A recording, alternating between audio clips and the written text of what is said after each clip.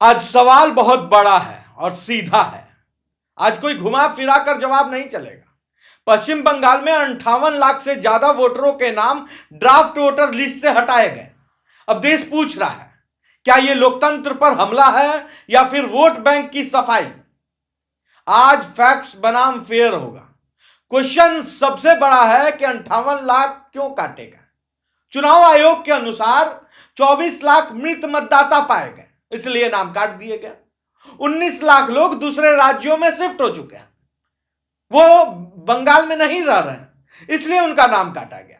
12 लाख लोगों के पास अपना सत्यापन ही नहीं था और 1,30,000 लोग डुप्लीकेट नाम के साथ बंगाल में पाए गए। यह बयान नहीं है, यह आंकड़े हैं। अब सवाल है, क्या मृत व्यक्ति वोट डाल सकता है? दूसरा सवाल, अगर यह गलत है तो डर क्यों? मेरा सवाल है कि अगर चुनाव आयोग गलत है तो डर किस बात की है भाई? चुनाव आयोग कहता है यह ड्राफ्ट लिस्ट है, अंतिम नहीं है। मतलब आपत्ति का मौका मिलेगा, दस्तावेज दिखाने का अधिकार है आपके पास, नाम दोबारा जुड़ सकता है। तो फिर हंगामा किस बात की और क्यों? रियल क्वेश्चन है, नाम जुड़े कैसे, इससे कोई मतलब नहीं है। आज का सबसे बड़ा सवाल यह नहीं है कि नाम कटे क्यों, सबसे बड़ा सवाल यह है कि ये नाम पहले जुड़े कैसे? एक व्यक्ति कई जगह पिता पुत्र की उम्र उल्टी, बात समझ रहे हैं?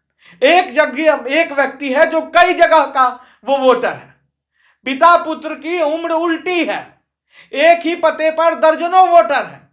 यह गलती नहीं, यह सिस्टमेटिक गड़बड़ी है। मैं इसे गलती नहीं मानता, यह सिस्टम की लापरवाही है। और ग्राउंड इंपैक्ट कहता है, ग्राउंड रियलिटी क्या कहता है यह भी जान लीजिए कि किन किन इलाकों में सबसे ज्यादा असर हुआ। डेटा बताता है कि भवानीपुर में 21% लोगों का नाम काटा गया, जोड़ा सांको में 36% लोगों का नाम काटा गया, कोलकाता पोर्ट में 26%, बेलेघाटा में 22%। अब ध्यान दीजिए, ये वो इलाके हैं जहां हर पार्टी का दखल रहा है। इसलिए ये बीजेपी बनाम टीएमसी नहीं है, ये कांग्रेस बनाम कोई और दल नहीं है, ये सिस्टम बनाम सच्चाई है जो आज बंगाल देख रहा है। आज टीएमसी, कांग्रेस, विपक्ष सभी दल इलेक्शन कमीशन को कटघरे में दिखा रही है। सवाल उठते हैं, इलेक्शन कमीशन के खिलाफ सवाल उठते हैं और उठने चाहिए। लेकिन मेरा सवाल है, क्या बीएलओ लेवल पर लापरवाही हुई? क्या पहले आंखें बंद थी सरकार की? क्या राजनीतिक दबाव था कोई? लेकिन एक बात साफ है कि इलेक्शन कमीशन ने पहली बार बड़े पैमाने पर डेटा को छुआ है, और जब डेटा हिलता है तो राजनीति हिलती है। मैं एक चीज और दिखाना चाहता हूं कि यह प्रक्रिया एक दिन में नहीं हुई है। इस प्रक्रिया को अगर आप देखिएगा तो मैं कुछ दिखाना चाहता हूं, अथवा समझिए। देखिए, special intensive revision of election rule जो 2026 बंगाल में चला है, 4 नवंबर से 10 दिसंबर तक कौन सा काम चला है ये देख लीजिए। देखिए, थोड़ा सा मैं फिर से एक बार दिखा देता हूं। 4 नवंबर से 4 दिसंबर तक house to house enumeration phase चला है। मतलब लोग हाउस टू हाउस जाकर मिले हैं लोगों से, कौन लोग रह रहे हैं, कौन लोग नहीं रह रहे हैं, कौन एक्चुअल वोटर है, वो सिर्फ चला है फेज। दूसरा, publication of draft and election rule चला है। तीसरा में क्लेम एंड ऑब्जेक्शन है। देखिए, अब आपको ड्राफ्टिंग देना है 9 दिसंबर तक, उसके बाद आप क्लेम कर सकते हैं 9 दिसंबर तक। 8 जनवरी 2026, 9 दिसंबर 2025 से 8 जनवरी 2026 तक इलेक्शन कमीशन साफ कहती है कि भैया, अगर कोई आपको लगे कि आपका नाम रहना चाहिए, गलती से नाम कट गया है, तो आप क्लेम कर सकते हैं। 9 दिसंबर से यह तारीख तय की गई है और 8 जनवरी तक है। और उसके पास देखिए, उसके बाद भी 31 जनवरी तक नोटिस फेज है, उसमें हियरिंग एंड वेरिफिकेशन होगा। ऐसा नहीं है।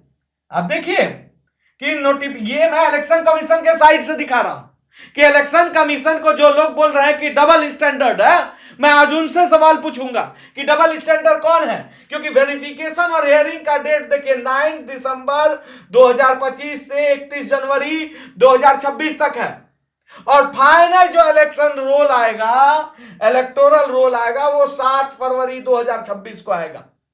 तो आज से इतना हंगामा क्यों है? यह हंगामा क्यों है ये भी जान जाइए। यह हंगामा इसलिए है क्योंकि ये भैया ये जो डुप्लीकेट नाम जुड़े हैं ये कटेगा कैसे? ये डुप्लीकेट नाम जो है ये कट क्यों गया? अब ये जुड़ेगा कैसे 58 लाख लोग? इसी 58 लाख के बलबूते तो हम सरकार बनाते थे। ममता बनर्जी को टेंशन इस बात की है। तो ये डबल स्टैंडर्ड क्यों? अगर यही प्रक्रिया यूपी में हो, गुजरात में हो, महाराष्ट्र में हो, तो कहा जाता है कि इलेक्टोरल रिफॉर्म हुआ। लेकिन बंगाल में होते ही डेमोक्रेसी इन डेंजर। क्यों? डेमोक्रेसी का मतलब क्या है आज ये भी जानना जरूरी है। अब बंगाल के लोगों को मैं बोलूंगा कि आप लोग समझिए कि बंगाल में आखिर बरसों से चल क्या रहा था। डेमोक्रेसी का मतलब क्या है ये जानना जरूरी है आज टीएमसी के लोगों को, अब बंगाल के लोगों को भी, कि बंगाल में चल क्या रहा था। लोकतंत्र का मतलब ये नहीं है कि हर नाम हमेशा बना रहेगा। लोकतंत्र का मतलब है सही मतदाता, एक व्यक्ति एक वोट, और बिना फर्जीवाड़ा। 58 लाख वोटर आउट, अगर नाम सही है तो वापस जुड़ेगा, अगर नाम गलत है तो वो हटना चाहिए और हटेगा। यही नियम है और ये सबके लिए है। डर लोकतंत्र से नहीं, डर है साफ डेटा से इन लोगों को। सोचिए, सवाल पूछिए और हंगामा से पहले हकीकत देखिए। जय हिंद।